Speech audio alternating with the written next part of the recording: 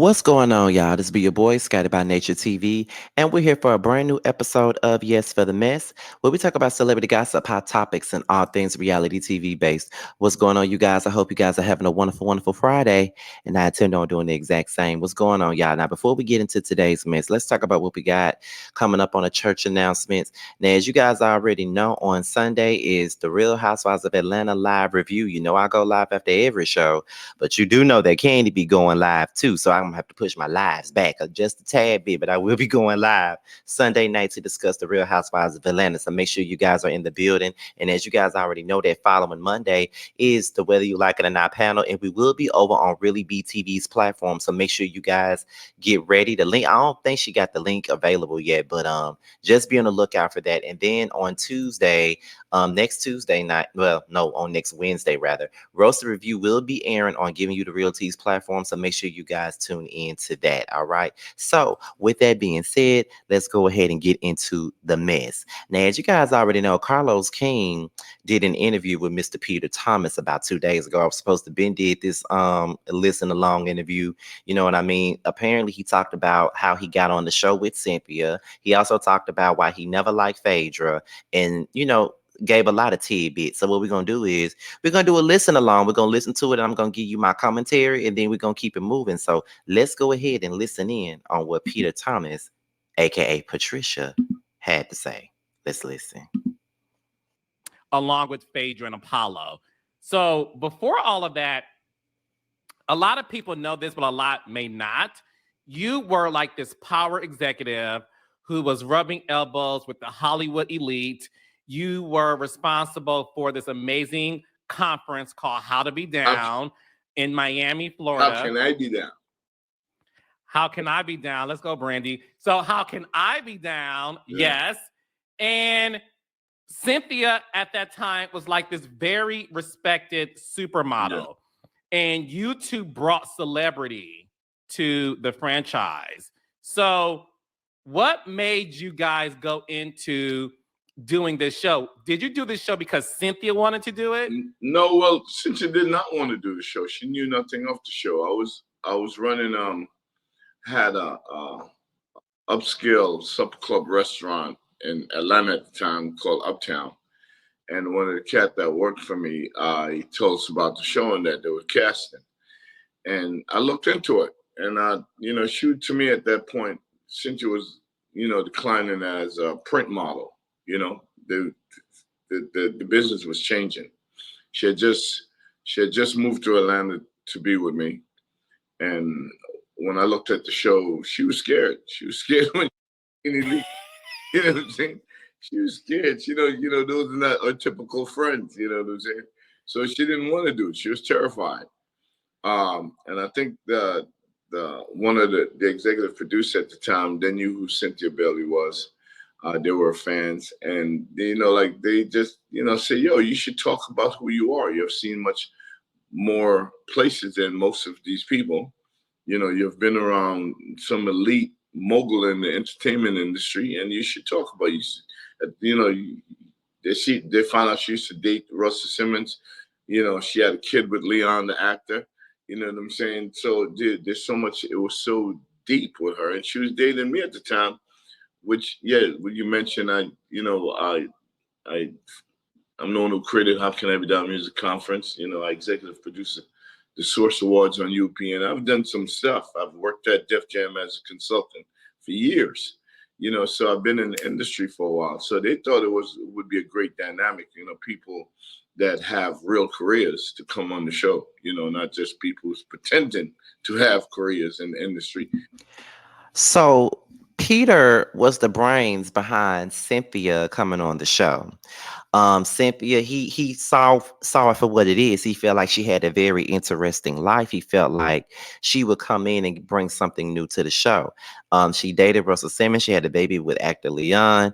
She was a supermodel. She was dating Peter. Well, engaged to Peter rather. Peter was an exec. He produced the Source Awards. He did a whole lot of things in the industry. And see, I never knew that Peter did some of the things that he did in the industry. See, I'm sitting up here thinking that Peter was just some random person that Cynthia met and she decided to make him her man. But apparently he really did have like a name for himself before he came into the picture with Cynthia. So, you know, you should never, never, never, never, never, never, never, never, never, never judge a person harshly before you really know what they had going on. Because I definitely did that when it came down to Peter, honey, because I just thought that Peter was some broke ass nigga that Cynthia came across and decided that she was gonna marry him. That's what I thought he was. So I'm glad that this interview was basically letting us the hell know, you know what I'm saying, who he really is and what he was really doing before we met him on the Real Housewives of Atlanta. I think this is amazing. And he has the eye of a producer to me because he knew that this would be interesting. He knew that this would be something that we would want to know, because the fact that Cynthia used to date Leon was one thing, and then the fact that she dated Russell Simmons as well is also another thing. So he knew. I mean, he knew. And I do feel like Peter, as much as we probably don't really care for Peter like that, I do think that Peter is destined to be on TV. I do think that he is destined to be on TV. I absolutely do. Like there's there's really nothing that nobody can tell me. I do think that he is destined to be on TV. And that's on period. I think he's destined to be on TV. Most definitely.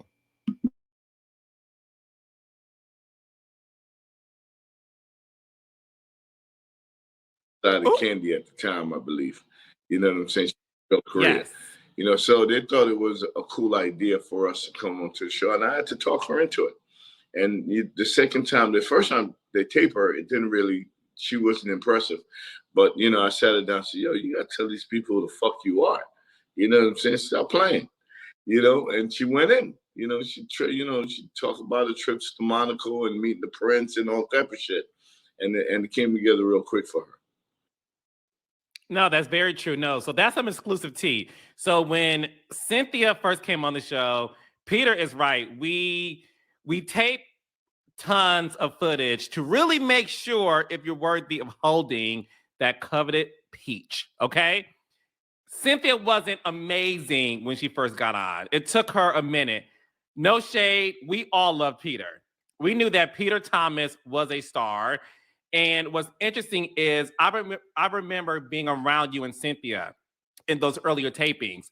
And you definitely was like the uncredited producer that season because you used to coach and prep Yeah, Cynthia. I think I did that for like at least 3 years before she. Not three.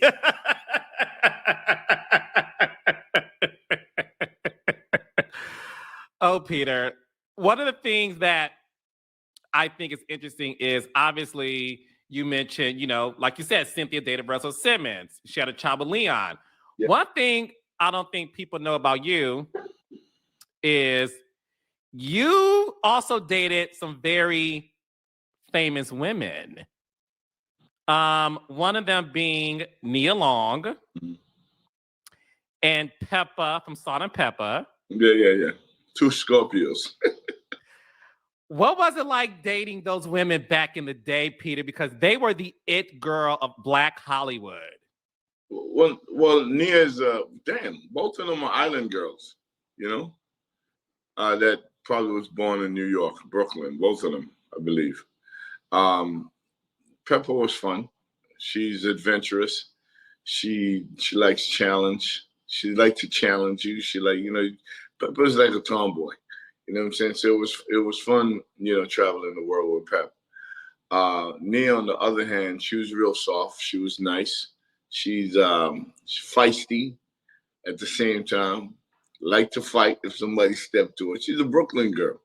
You know what I'm saying? I didn't see them the way people see them. I didn't see them from the perspective of how big they were as uh, stars at the time. It's just people that I was kicking it with, and so they were fun. I mean, Nia, I had a lot of fun with Nia. She was great. Two really good people, to be honest with you. Are you still friends with them? I don't see them as often. I think I talked to Pepper a couple of months ago because she lived in Vegas, and I reached out to her because I was going out there, and I didn't see her when I got out there, but we talked for a while back and forth. I seen her on Growing Up Hip Hop.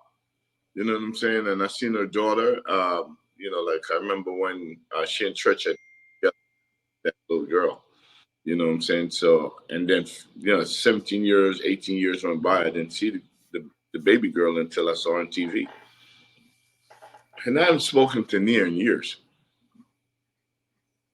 Now, what was interesting is Now I knew that he did date Nia Long. Now I definitely knew that he dated her. Now I did not know that she was an island girl. I did not know that, and I'm not surprised that she liked to fight. Some of the girls that's very soft and reserved and really really nice. Them be the main ones that you got to look out for. Them be the main ones that you got to look out for because they be ready to fight. I know this for a fact. They be ready to fight. Okay.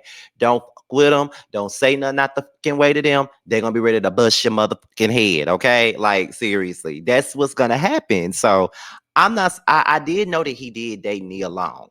And I could see her dating Peter. But I did not know that he dated Pepper from Salt and Pepper. But I can see Pepper dating him. I can see that. Pepper gives a bit of Peter. I can see her dating him. I'm not even gonna lie to you. I can see that happening, but we can continue on, child. Regina King was on Watch What Happens Live years ago. It was the episode where her and Jack Gay got sloppy drunk. Yeah. And Andy mentioned Peter Thomas, and she gave this great reaction about, oh, honey, we all know Peter Thomas. Peter, we're talking about Oscar, Emmy winner Regina King. Her husband was a friend of mine, and Ian was a friend of mine. We was in the music industry together. So when I live in LA, Regina and Ian and little Ian, who just passed, may God rest his, may you rest in peace. Her only child, he used to be friends with my daughter Blaze. So they all used to do sleepover. I used to go to Regina's house to pick up Blaze, or Regina would come to my house to pick up little Ian. And we all used to go out and hang out together on dates, like double dates when I was dating Juanita at the time, Blaze's mom. I used to live in Beverly Hills at that time. You have many stories, Peter Thomas. We need that autobiography. So going back to Atlanta Housewives, when you was a part of that show, you obviously had a very integral storyline into the show. And I will go on record as saying you were a part of the reason why that show became a hit. Because you were the only person, to me, besides Kenya, I would say besides Kenya, you were not afraid of Nene.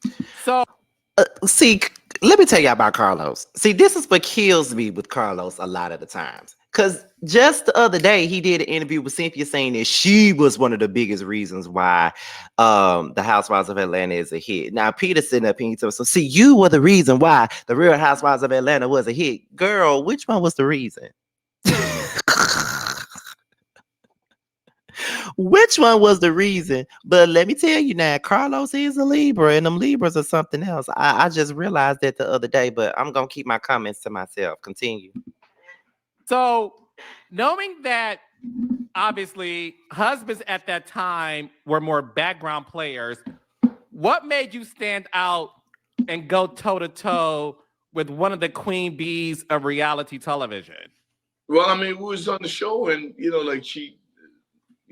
Again, Nene is 6 foot tall, flat footed. You know what I'm saying? So, when she put on heels, she tower everybody when she put on heels, and she got a reckless smile. You know what I'm saying? And a lot of people just didn't even want to be in that to tape with her because they feel like they're never going to win that scene. I couldn't wait to tape with her because she talked way too much shit. You know what I'm saying? And I know Cynthia was kind of afraid of her, to be honest with you.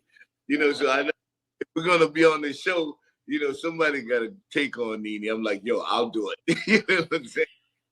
But the guys were never significant.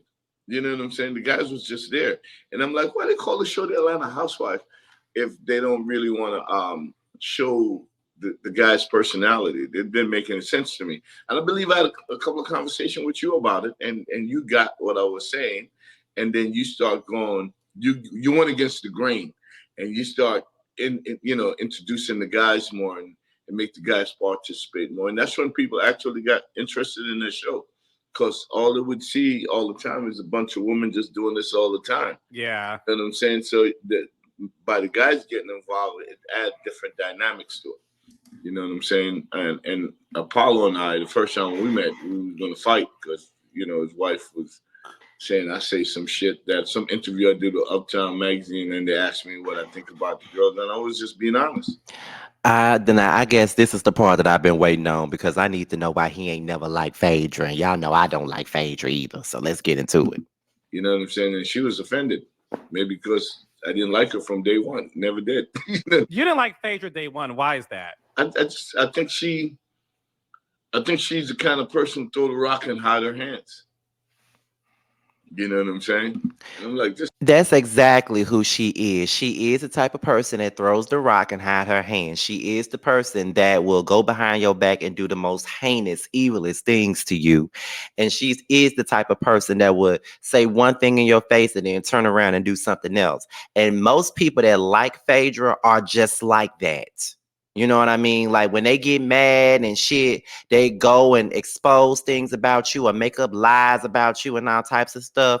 That's what most of them do. That's why I never understand why anybody was ever on Phaedra's side when it came down to the whole her and Candy thing. But this ain't got nothing to do with Candy. But I agree with everything that Peter is saying at this moment about Phaedra. She's always been a fraud. This chick is messy as hell because she would throw the rock out of her hands and then push Portia to go do her dirty work. You know what I'm saying? Oh my God, he is telling the truth. He would throw a rock and she would throw a rock and hide her hand. Then she'll get Portia's dumb ass to do exactly what it is that she wanted to do, doing something that she would not do because it would make her look bad. You feel what I'm saying? So yeah, definitely. It's crazy. Oh, Peter, you about to make Black Twitter go crazy, and I love it. So, what you're saying is so true in the sense of so I became the showrunner season 6. I became the executive producer of the show season 6. Mm-hmm. You and I had a conversation, and me and Todd Tucker had a conversation, and even Apollo, I think at the time, we all said it's important that the men have a voice. Mm-hmm. And the reason why I named you 3 my greatest house husbands of all time is because, and I'm going to go on record saying this, and I don't care who I offend because I'm being honest. You made Cynthia interesting. Apollo made Phaedra interesting. And because of Todd Tucker, Candy's storyline became more interesting. We got a chance to see Mama Joyce at her glory because of Todd. And in my opinion, Todd being a part of Candy's world really made her storyline fascinating because Todd came in as a producer, and you and Apollo really were so entertaining to watch that I made the executive decision, and I got in a lot of trouble for this. I made sure that you men taped scenes together and that we did more couples events. And because of that is the reason why I created Love and Marriage. Because I strongly believe people like to see men and women have conversations. Mm-hmm. And that started with you and I talking. I definitely think so. There's so much more dynamics when you put the husband in play. You know what I'm saying? More men and women would watch the show together. Before, it's just a lot of women watching the show. And the ratings, we could clearly see how the ratings jump when 3 of us got into it. You know what I'm saying? Got into the show and you start showing the guys more. And that makes a lot of the girls upset too, because we were taking camera time away from them. You know what I'm saying? That's why Nene told me to stay out of woman business. Why? Because I'm taking more cameras. Down with me, that's why. You know what I'm saying? I will say that was a good idea on too. Carlos's end by making the men more involved. But what's so crazy to me is this man. Okay, like I said in the last interview that he did with Cynthia, he was praising her like she was the best thing since sliced bread. But here he go over here with Peter. Oh, you made her interesting. Like But I agree, though. You know what I'm saying? You know, she didn't like that shit at all. You know what I'm saying? You know, yeah, the woman, what the fuck you talking about? You know what I'm saying? It's called The Housewife of Atlanta. You know what I'm saying? And we are relevant. And you know, like with just you giving me just like a little push, I ran with it. You know what I'm saying? It's like every time Nene open her mouth and see some reckless shit, you guys have us all wired up. You know what I'm saying? So you could hear our mumbling in the background, like, yo, take the camera to Peter. Ask him how he feel about what just happened. And I couldn't wait to tell y'all motherfuckers how I feel. You know what I'm saying? And they hated me for that shit. But it was some real shit. It makes people really want to watch the show. No, and what's interesting too, Peter, behind the scenes, what people don't know is Cynthia used to be mad at you. Yeah. For what she felt like you were taking away scenes from her and making the scenes about you and interfering in her relationship with Nene. Yeah. I thought that was the dumbest shit ever. Because I think the whole purpose why we was on this shit is because of the money that they was paying her and the exposure that we were getting as a couple.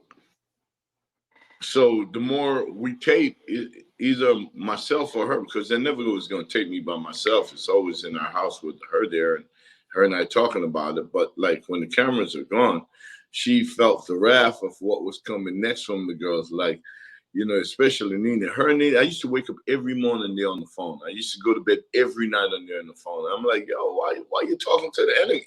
You know what I'm saying? Why are you talking to the enemy? She's gonna like talk you out of whatever we're doing. I think Nina used to talk to Cynthia that much to tell her to check me. You know what I'm saying? Tell Peter to sit down, stand down. I'm like, why? You know what I'm saying? Now people want to watch this shit. You know what I'm saying? And it happened quick, and a lot of them didn't know how to deal with it. I think the best person on this old reality thing, a female that I've met in the 7 or 8 years that I was there, the smartest female on the show is Kenya. She got it. Ooh, that's very controversial. So wait, you're saying the smart? Oh, wow. He says that the smartest woman that he ever met on the show was actually Kenya. I gotta hear why. Smartest woman in reality TV that you've met is Kenya Moore. Kenya Moore, by far. Tell me why. Because she gets this shit. You know what I'm saying? She doesn't take it personal. She understands that this is a job. You know what I'm saying? She understands that in real life, most of these people she would never be friends with. You know what I'm saying? And she understands what comes along with being on camera on television. You know what I'm saying? I remember once we asked, I think myself or Cynthia asked Tyler Perry about this reality stuff, and they said, yo, whatever you do, stay on TV. If you want to be successful, make sure that you utilize it to the full potential. And I only had to hear him say that once. Can you look at it? Can you look at it as a business? I remember Kenny, we used to, first of all, it's not scripted. So when you guys set us up to do a scene, head off. You know what I'm saying? And I really love that. You know what I'm saying? And after she got me on camera, I just looked at her and give her like, oh, you got me, nigga. I can't wait to get you back. You know what I'm saying? So to me, that shit was fun. It was more fun for me than anything else. And I understand, I just opened Bar One on Memorial Drive, the new brand, and people would watch a show, and people that I don't know, every day I would hear my name, damn, 100 times a day, and people would, because of who I was representing myself, so those people would translate to be customers in my location, and I see it. You know what I'm saying? I'm the cat that used to be on the street slinging. You know what I'm saying? So this was no difference to me. I see it. They walk through the door and I'm like, oh shit, this could be big. You know what I'm saying? I got it. And and a lot of them didn't get it. I don't think my ex-wife got it at the time, and every year these girls, nobody, they don't have no guaranteed contract that they're coming back. So every year they would sit around and wait to see if they get that email. You know what I'm saying? And Cynthia used to sit around like, like, am I gonna get called back? Because year after year, your money go from $250,000 to $500,000 to 750,000 to $1 million, and it just keep on going up if you keep on coming back. And I used to laugh watching her damn near bite her nails if she's coming back. I said, yo, there's nobody like me and you in this show. We're coming back. Stop stressing. You know what I'm saying? And it worked. You know what I'm saying? At the end of the day, even when I got my divorce with her, I tell her I want nothing. So I kind of leave $5 million on the table. So she should be enjoying that shit because I took nothing. Would she pay you to? Okay, now I like what he said about Kenya. Kenya knew how to make good reality TV. She knew how this thing worked out. She never took it too seriously. So I love what he said about her, and I think I can agree with that. I mean, it's all about a scene for her. It's all about making sure that we get a good show. As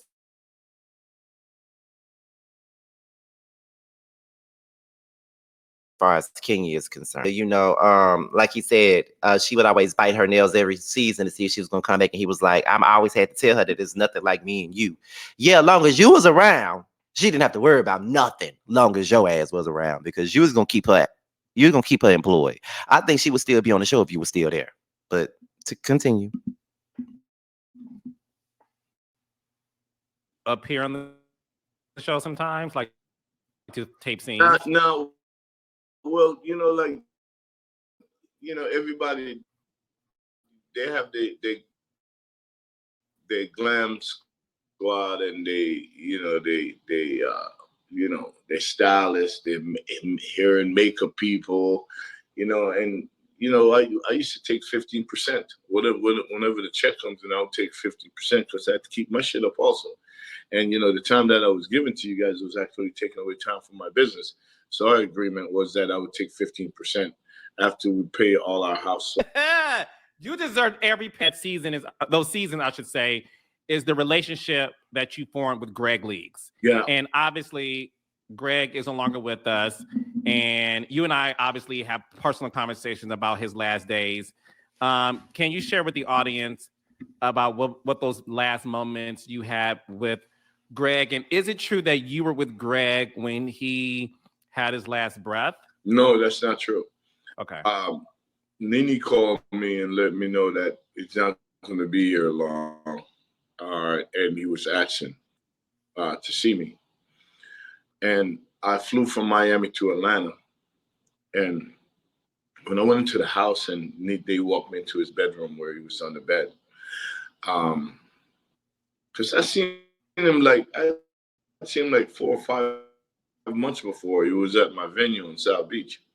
You know what I'm saying? And he looked great. So I didn't know it took a turn. So, like 4 or 5, 6 months later, when I went and see him on the bed, the guy was like 90 pounds. And everybody knew he was standing 300 at all times that I knew him. And he didn't even look the same. He looked different. I thought I was looking at a little East Indian man. You know what I'm saying? When I walked in, I'm like, God damn, who's that? His hair was straight, looked like he's straight out of East India, like Bangladesh. That's how he looked laying on the bed. And while I was there, they actually thought he was dying that day. And I dragged Apollo to come with me. You know what I'm saying? So both of us went in the room and he held my hand. And the whole time I'm like, oh my God, I hope you don't take this last breath holding my hands. That would fuck with me for my life. This year, his muscles, they weren't really working. And he smiled and said, one of his friends bust out crying, oh my God, he's Happy Peter is here. Get the fuck out of the room. Man said, I was there with him and I was just there, and Nene was there the whole time rubbing his feet. You know what I'm saying? Because he liked the way it feels. He, in his bedroom, the blinds was there, so they couldn't close the blinds because a lot of times he's looking outside because he's seen real life outside. You know what I'm saying? That's when you know somebody is definitely not going to be here. So after an hour of us being in the room,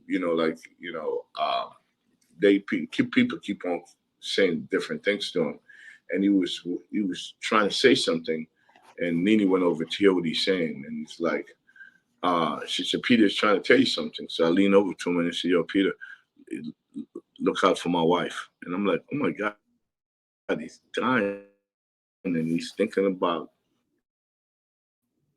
Nene. And it's like probably not going to even be here 10 more minutes. He doesn't know that. And when he said that to me, I just broke apart. You know, I fell apart. It was just crazy to me. You know what I'm saying? Because you kind of put yourself in those moments and how brave you're going to be in those moments, knowing that you're dying and you might not see tomorrow. You know, so it was crazy. You know, when I left there, I'm like, I'm never going back. And 3 days later, he passed. Mm. Yeah.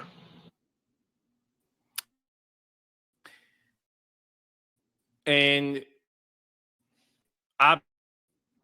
obviously, when he said, and look out for his wife, you know,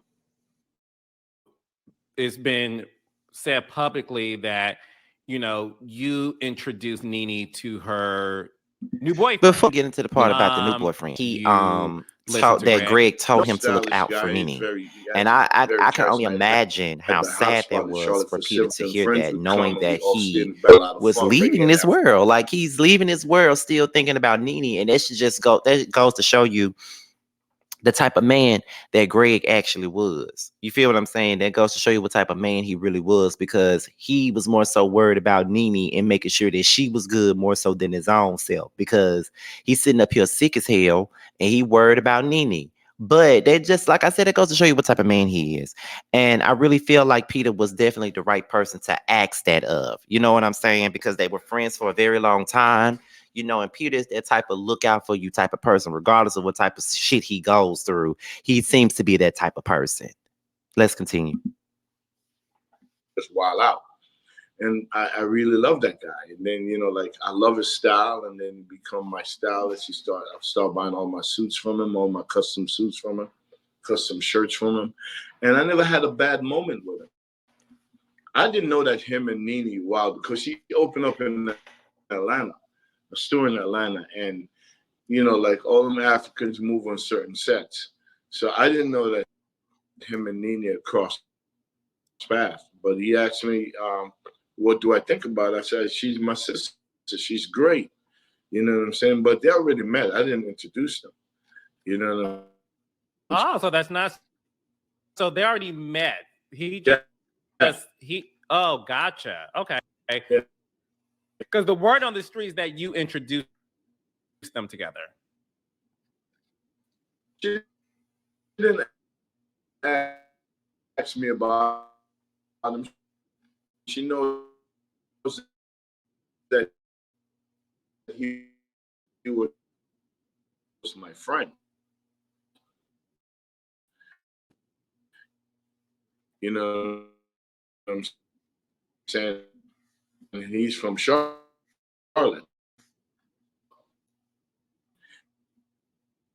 But I think that's all she know. You know what I'm saying? And she's the one who said, Pete, everybody's telling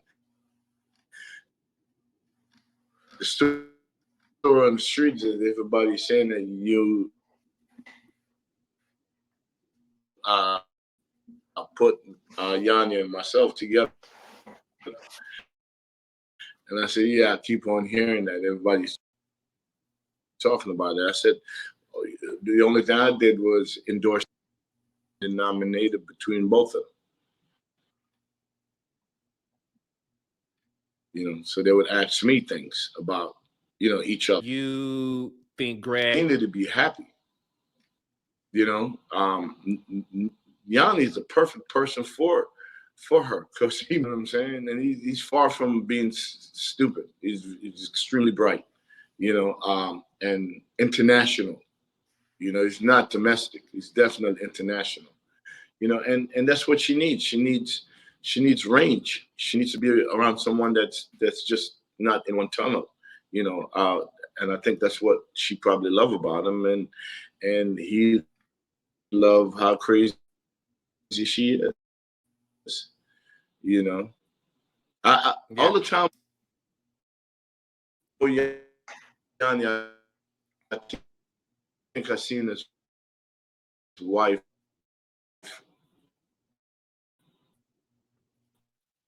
maybe twice at my restaurant in Charlotte.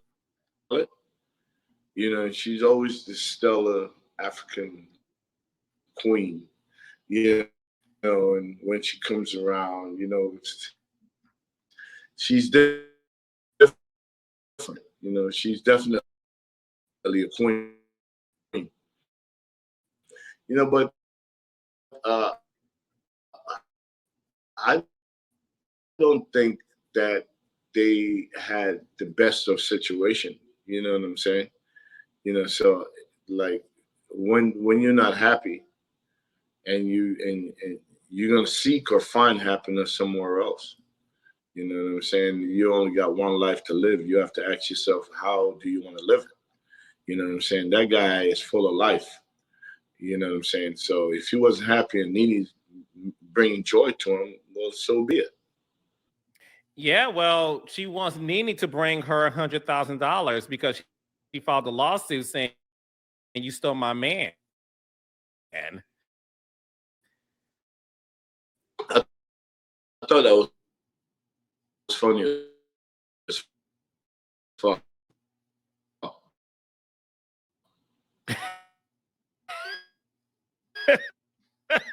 why? Because his wife don't need $100,000.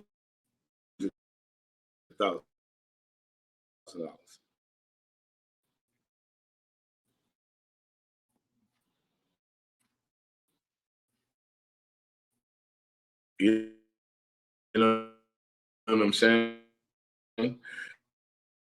It's more like she it,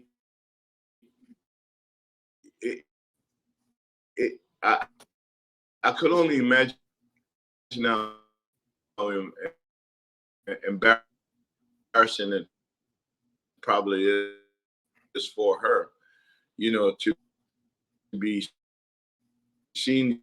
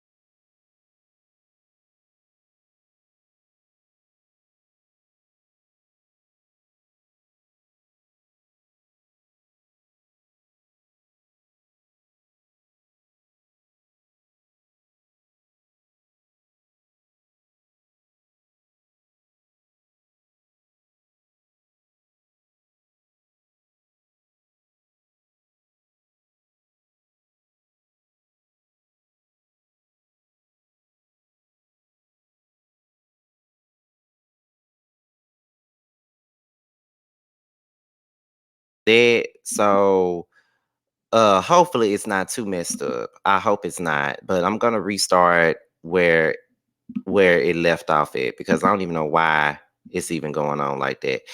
Where we was at was basically when they were talking about Nene's new boyfriend. So let's go back to that.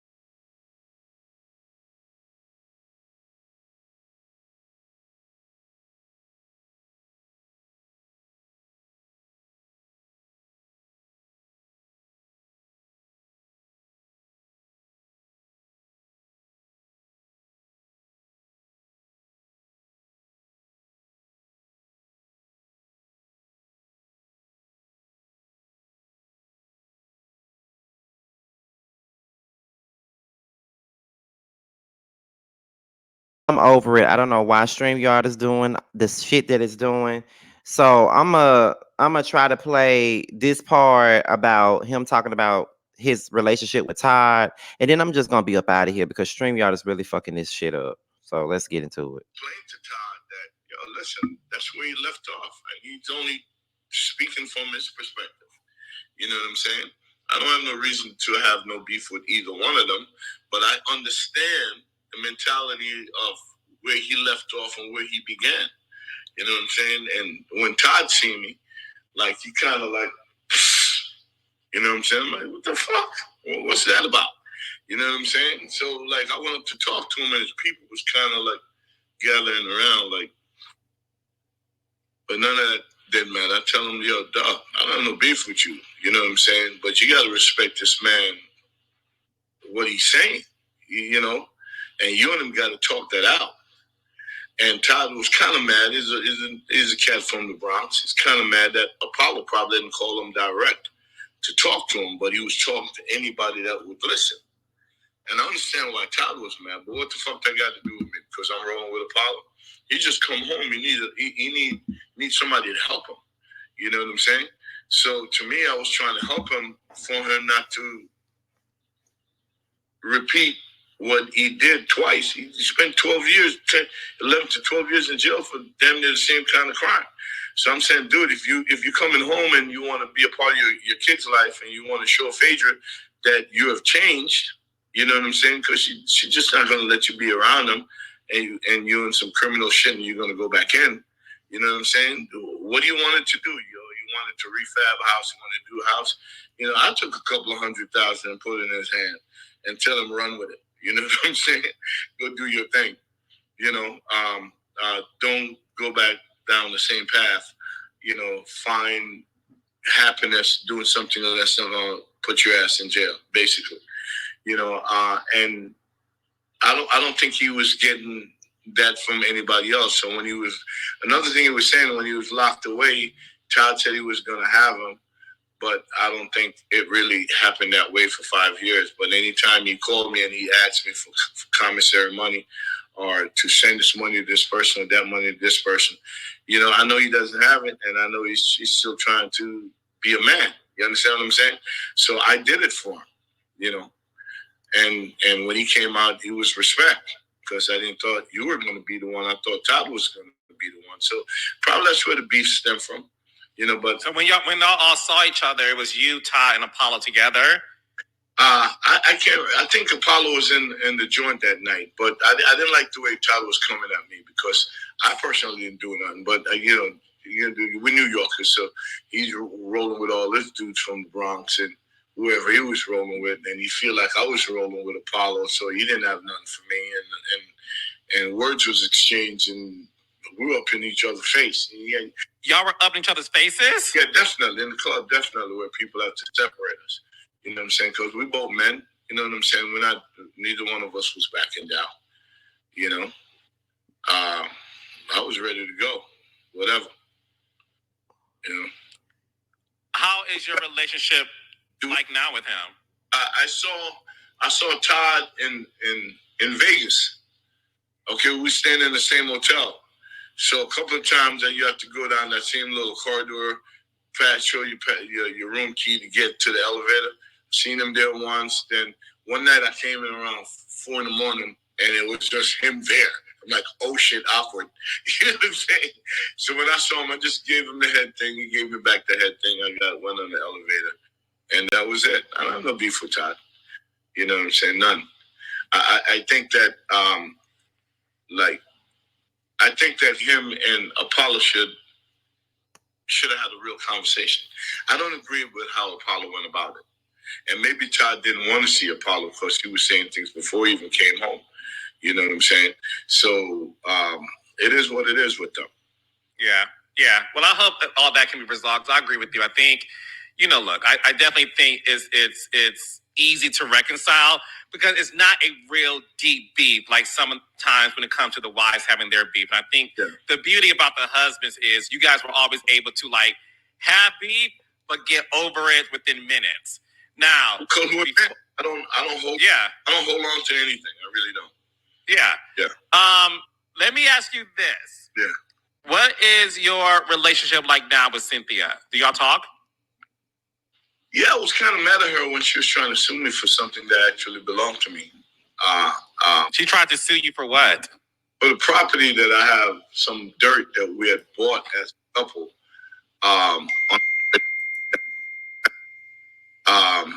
And we did an agreement that I was going to buy back her portion back from her, because the restaurant was going to do on said property and never developed to anything. We lost like around $800,000 on that deal, but the property was still ours. So I don't know where she came up with the idea to form a lawsuit without even telling me that she was. So when I saw it, everybody was saying, Cynthia suing you for a property or for money. I'm like, what are you talking about? And of course, I went back to the blogs and I saw it. So I sent, I think a couple of $100,000 to my attorney trust fund. And I said, yo, get in touch with her and work this shit out, because I'm not giving it to her. Because when I said that, it's before we got a divorce. And then when we got a divorce, I basically said I'm not going to, even though my attorney and everybody said that, yo, you carried on the show for years and she wouldn't have all this money if it wasn't for you.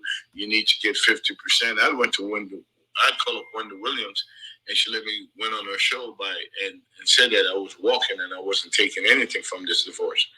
And but since you know that was said after, a year before I said I was going to pay her back for that property. So I just called up and said, yo, you walked and I didn't take anything. I didn't even take the furniture that I bought in the fucking house. I said, for you to sell the house and keep all the money, I just didn't want another nigga to come and experience our dream in the house that we got together. You know what I'm saying? That shit is foul to me. When people split up, they should truly start over, fresh. And I said, I'm going to have my lawyer send you $100,000 and you drop this lawsuit.